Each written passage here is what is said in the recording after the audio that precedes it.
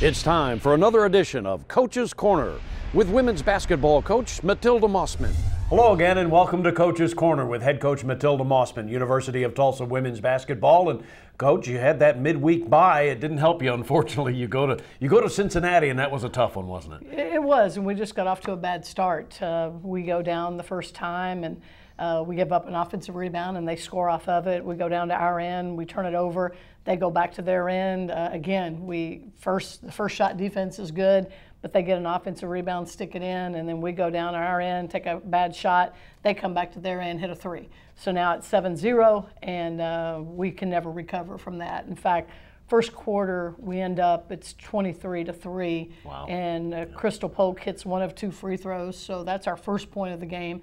And then Crystal Polk finally hits another field goal, and that's our only points of the first quarter. So just got off to a bad start, played them even second quarter, played them even third quarter, and then we just couldn't climb back from that first quarter deficit. Yeah, and I think what you were talking about in that bad start, it's not only going 1 for 9 from the field, but also allowing them 19 attempts. I mean, as you mentioned, they hit the offensive glass. They really did. And going into the game, it was, we had 3 keys. We have to stop their transition, and they had 23 points in transition, so we didn't do that.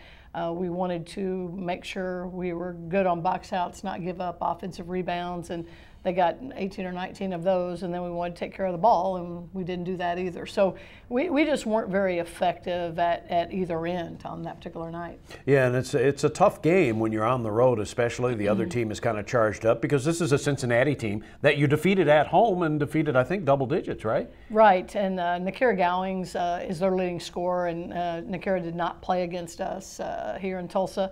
And I think, she was a big loss for them in that first game. And she only had 10 against us at their place, but they had really balanced scoring. They had 3 or 4 people that were in double figures, and Goings was just part of that. But certainly they missed her the first time around. And I think, too, Cincinnati is trying to be in the top 4 and trying to get that first round bye in the tournament. And so I think they had a little bit of a chip on their shoulder that they were beaten by a lower level team.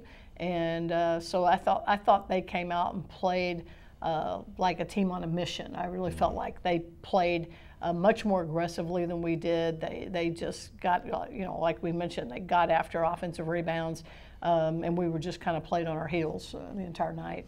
8-5 Cincinnati coming out of that game, so you can understand what Coach is talking about there.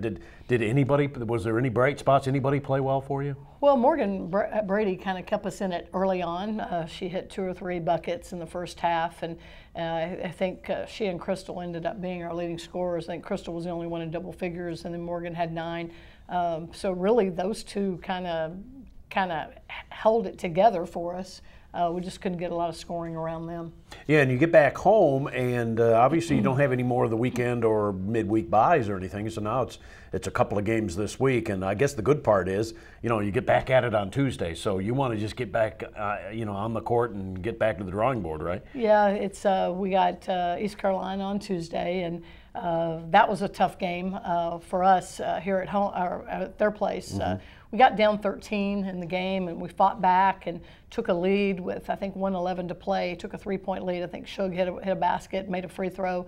And then over the course of the next 49 seconds, we have 5 turnovers in that game. And, they're a team that likes to pressure defensively, and we knew that going in. We had worked against their full court pressure. We had handled their full court pressure the entire game. And then in that last 49 seconds, just couldn't take care of the ball. And then in that half also, we went to the free throw line, I want to say 7 different times for opportunities to shoot 2, and we were 1 for 2 on all 7 of those opportunities. So that's 7 points we left at the free throw line in the last half. Well, and we'll talk more about Tulsa taking on ECU at home on Tuesday, and then obviously the rest of the week TU will be at Memphis on Saturday. We'll discuss all of that coming up next on Coach's Corner. Power is excitement, energy, an unrelenting spirit. Its success is realized on the court, and its passion is felt in the hearts of players, coaches, and fans. And it all comes together in a conference known as The American power for life. We're back on Coach's Corner. Not only is it a busy week with 2 games, it's kind of busy the next 8 days with 3 games. As you finish out the regular season, Coach, you have the game, as we mentioned, against East Carolina on Tuesday, Saturday against Memphis, but don't forget, next Monday you play host to Wichita State. So this is a busy way to kind of end the regular season, isn't it? It is, and you know, when we had an uneven number of teams in the conference, somebody always drew a bye either that Saturday before or that Monday. And I think now that we have an equal number of teams, everybody's playing Saturday, everybody's playing Monday. So it's a short turnaround, but it's a short turnaround for everybody. And you know, fortunately, we'll get back from Memphis Saturday night after the game and then have Sunday to prepare for Wichita on that Monday.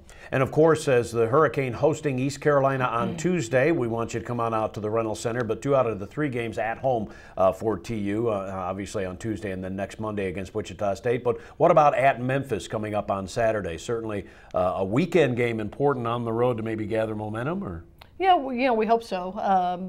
We thought we were gathering some momentum. You know, we played well against Temple, played well against SMU, and then played well and beat Houston here at home. And then with that week off, maybe that week off hurt us because our momentum stopped when we got to Cincinnati. So, but you know, I think we've got some players with some pride, and we've got a couple of seniors, Ebony Parker and Erica Wakefield, who they're getting ready to play their last 2 home games of their career. And so I think these final 3 games are big for them, and I think everybody's trying to build momentum going into the conference tournament.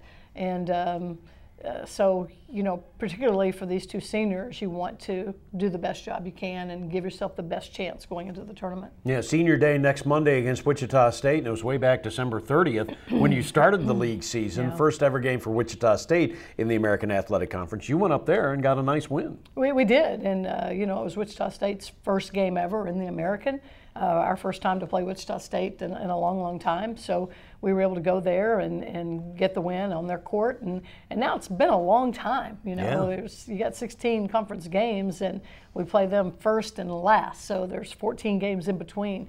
And Wichita State's gotten better. I think they've bought into what that staff is doing, and they've been very competitive within our league, and they're in the top half of the league right now with 3 games to play, just like us. And you know, I think it helps us that we've got the previous win, but you know, they're a better team now than they were then. And of course, there is, as you mentioned, the emotion of senior day. Sometimes you get too emotional, so I guess you got to curb your enthusiasm a little bit, but not too much, right? Yeah, I think the senior thing becomes a distraction because everybody wants things to go well for those guys. Whoever your seniors are, everybody wants to play hard for them. They want that team to go out with a win, or that group to go out with a win. But sometimes you lose focus on the opponent when you're thinking about those guys. And I know Erica and Ebony don't want the focus to be on them. They want it to be on our opponent. They want it to be on the game. So that's going to be the hurdle, is